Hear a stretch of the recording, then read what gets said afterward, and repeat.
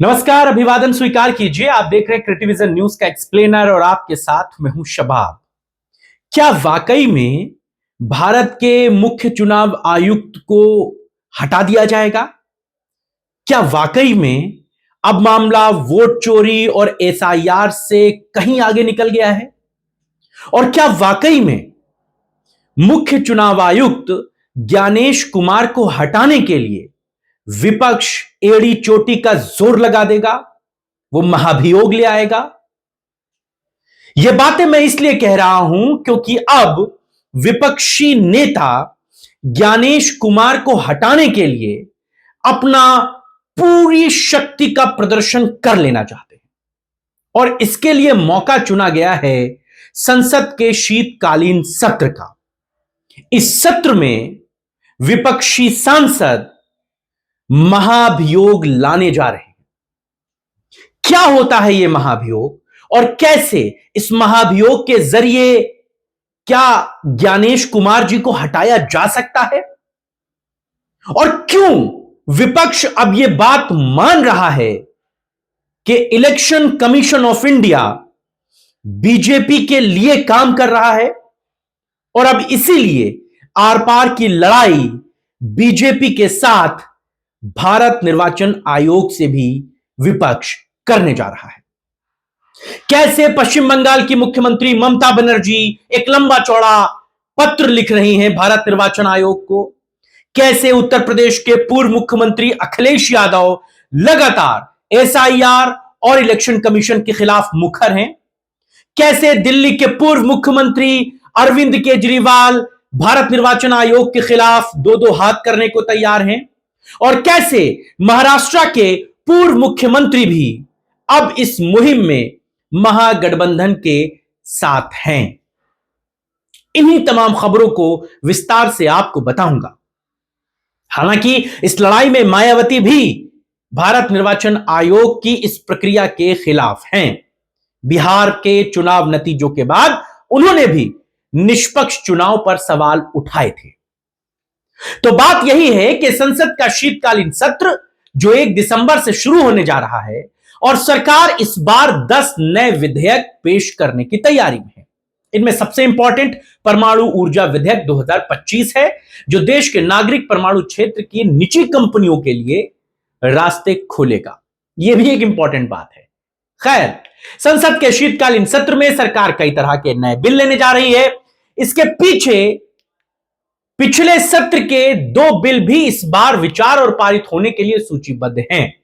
वहीं वित्त वर्ष का पहला अनुपूरक बजट भी पेश किया जाएगा और शीतकालीन सत्र 1 दिसंबर से शुरू होकर 19 दिसंबर तक चलेगा और इसमें टोटल 15 बैठकें होंगी, यानी कि 19 दिन का यह सत्र 15 दिन चलेगा। 15 दिन में कितना काम होगा ये आने वाले समय में पता चलेगा। यह तो हो गया कहानी का एक चैप्टर। अब इस कहानी के दूसरे चैप्टर पर आते हैं। विपक्षी एकजुटता की बात करते हैं कि कैसे अपोजिशन के तमाम नेता, तमाम सांसद, तमाम विधायक अब ज्ञानेश कुमार जी के खिलाफ महाभियोग लाने पर आमादा हैं और इस बार शीतकालीन सत्र में वो महाभियोग लाकर ज्ञानेश कुमार को हटाएंगे। चीफ इलेक्शन कमिश्नर को हटाया जाएगा, सीईसी को हटाना है। इस बात को लेकर अपोजिशन के नेताओं की एकजुटता शीतकालीन सत्र से पहले होने वाली बैठकों में नजर आएगी। बिहार चुनाव के नतीजों ने अपोजिशन को बड़ा सकते में डाल दिया है। जो नतीजे बिहार से आए वो निश्चित तौर पर अपोजिशन के जी जलाने वाले थे। जिस तरह अपोजिशन ने वहां पर मेहनत की और उसको नतीजा नहीं मिला, उसके बाद ये तमाम बातें निकलकर सामने आ रही हैं। हालांकि महाभियोग की बातें पिछले बार के जो मॉनसून सेशन हुआ था उसमें भी उठी थी, क्योंकि उसी दौरान वोट चोरी का मामला राहुल गांधी ने उठाया था। कहा यह गया कि इसके खिलाफ महाभियोग लाया जाएगा, लेकिन बताया यह गया कि अपोजिशन के तमाम नेता मॉनसून सत्र के बाद होने वाले बिहार विधानसभा चुनाव का इंतजार करना चाहते थे। उनका कहना था कि हो सकता है राहुल गांधी की बातें और अपोजिशन का दबाव भारत निर्वाचन आयोग या ज्ञानेश कुमार पर पड़े और वो निष्पक्ष पारदर्शिता की तरफ आगे बढ़े और चुनाव पारदर्शी होने लगे। लेकिन ऐसा हुआ नहीं। बिहार चुनाव के नतीजे आपके सामने हैं। अब इसके बाद इस बार के शीतकालीन सत्र में जोरदार विपक्ष की एकजुटता दिखेगी और इस पर देश भर की लोगों की निगाहें टिकेंगी। विपक्षी गठबंधन इंडिया के नेता इस शीतकालीन सत्र में मुख्य चुनाव आयुक्त ज्ञानेश कुमार के खिलाफ महाभियोग प्रस्ताव लाने जा रहे हैं। जी, महाभियोग मतलब जितनी बातें अपोजिशन कर रहा था उन सब बातों पर विपक्ष एकजुट होगा और ज्ञानेश कुमार को हटाने के लिए सभी लोग एक साथ आएंगे। और जैसा मैंने आपको पहले भी कहा कि सत्र के शुरू होने से पहले विपक्षी नेता आपस में बैठकर इस बात पर डिस्कशन करेंगे, क्योंकि बिहार के चुनाव नतीजों और राहुल गांधी के लगातार आरोपों के बाद अब आगे की रणनीति पर चर्चा होगी। इन सबके बीच में पश्चिम बंगाल की मुख्यमंत्री ममता बनर्जी ने भारत निर्वाचन आयोग को एक लंबी चौड़ी चिट्ठी लिखी है और इसके बाद इस मामले को गर्म कर दिया है। तो वहीं उत्तर प्रदेश के पूर्व मुख्यमंत्री अखिलेश यादव भी लगातार भारत निर्वाचन आयोग के ऊपर एग्रेसिव हैं, लगातार भारत निर्वाचन आयोग के द्वारा कराए जा रहे एसआईआर पर सवाल उठा रहे हैं। अखिलेश यादव तो यहां तक कहते हैं कि इतनी हड़बड़ाहट किस बात की है, एसआईआर करना ही है तो इसके लिए समय दिया जाना चाहिए। उन्होंने 3 महीने एसआईआर को बढ़ाए जाने की वकालत भी की है। और उधर उत्तर प्रदेश की एक और पूर्व मुख्यमंत्री मायावती भी निष्पक्ष और पारदर्शी चुनाव प्रक्रिया पर सवाल उठा चुकी हैं। बिहार के चुनाव नतीजों में भले बहुजन समाज पार्टी का एक विधायक जीता हो, बावजूद इसके मायावती ने उन नतीजों को साफ सुथरा नहीं बताया। मायावती भी इलेक्शन कमीशन के रवैये, उनके काम करने के तौर तरीके और भारत निर्वाचन आयोग का जो ढर्रा है उस पर सवाल उठा रही हैं। यानी कि अब अपोजिशन ज्ञानेश कुमार के खिलाफ सिर्फ वोट चोरी, प्रेस कॉन्फ्रेंस, इन तमाम चीजों से एक कदम आगे बढ़ना चाहता है। असल में महाभियोग अगर सक्सेसफुल हो गया, इंडिया ब्लॉक के पास उतने नंबर हैं सांसदों के कि वो महाभियोग ला सकता है। और अगर यह महाभियोग पारित हो गया तो ज्ञानेश कुमार को सीईसी के पद से हटाया जा सकता है। यह बात कोई बहुत बड़ी नहीं है या कोई बहुत रॉकेट साइंस नहीं है। सीईसी हालांकि इन बातों पर पहले भी प्रेस कॉन्फ्रेंस करके तमाम क्लैरिफिकेशन दे चुके हैं। उन्होंने राहुल गांधी को तो 7 दिन की चेतावनी दी थी कि या तो हलफनामा जारी करें या तो भारत की जनता से माफी मांगे, लेकिन राहुल गांधी अपनी बातों पर अडिग हैं। वो कह रहे हैं कि ज्ञानेश कुमार माफी मांगे। इस तरीके की बहुत सारी चीजें आरोप प्रत्यारोप में दिख चुकी हैं। लेकिन अब मैं आपको आसान भाषा में समझाने की कोशिश करता हूं कि आखिरकार महाभियोग होता क्या है और क्या संसद के जरिए मुख्य चुनाव आयुक्त को हटाया जा सकता है। बिल्कुल हटाया जा सकता है। संविधान के अनुच्छेद 324(5) में कहा गया है कि मुख्य चुनाव आयुक्त को सिर्फ सर्वोच्च न्यायालय के न्यायाधीश के समान तरीके और समान आधारों पर पद से हटाया जा सकता है। ठीक ऐसी ही व्यवस्था 2023 में आए अधिनियम की धारा 11(2) में भी की गई है।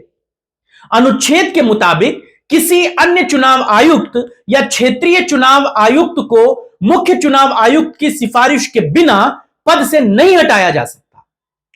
चुनाव आयोग को राजनीतिक दबाव से सुरक्षित रखने के लिए ही मुख्य चुनाव आयुक्त को हटाने की इस प्रक्रिया को बड़ा जटिल और कठिन बनाया गया था, क्योंकि इसके पीछे लक्ष्य यह था कि चुनाव आयोग सरकारों के दबाव और सरकारों की दखल से दूर रहे, वो एक निष्पक्ष और एक अलग संस्था के तौर पर काम करे। लेकिन हाल फिलहाल के दिनों में अपोजिशन ने लगातार भारत निर्वाचन आयोग का बीजेपी के लिए काम करने का आरोप लगाया है। अपोजिशन के नेता लगातार इस बात को कहते रहे हैं कि ज्ञानेश कुमार बीजेपी के नेता की तरह काम कर रहे हैं। साल 2023 में सर्वोच्च न्यायालय ने इस मुद्दे की समीक्षा की थी और कहा था कि चुनाव आयुक्तों को हटाने की प्रक्रिया में बदलाव करने के लिए संवैधानिक संशोधन जरूरी होंगे। संविधान के अनुच्छेद 124(4) के मुताबिक, जिसमें सर्वोच्च न्यायालय के न्यायाधीश को हटाने की प्रक्रिया बताई गई है, सीईसी को हटाने की कार्रवाई केवल तभी हो सकती है जब दुर्व्यवहार या अक्षमता सिद्ध हो। दुर्व्यवहार में भ्रष्ट आचरण या पद के दुरुपयोग जैसी गतिविधियां शामिल हैं। यही एलिगेशन अपोजिशन सीईसी पर लगा रहा है और इसी बुनियाद पर वो सीईसी को उनके पद से हटाने के लिए महाभियोग लाएगा।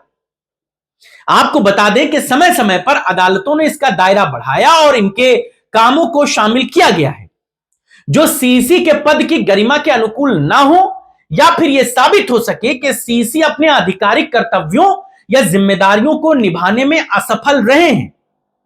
मुख्य चुनाव आयुक्त को पद से हटाने की प्रक्रिया शुरू करने के लिए संसद के दोनों सदनों के सदस्यों को स्पष्ट रूप से दुर्व्यवहार या अक्षमता का आरोप लगाते हुए एक प्रस्ताव लाना होता है। प्रस्ताव स्वीकार होने के बाद आरोपों की वैधता की जांच की जाती है। इसके लिए बाकायदा एक समिति का गठन किया जाता है।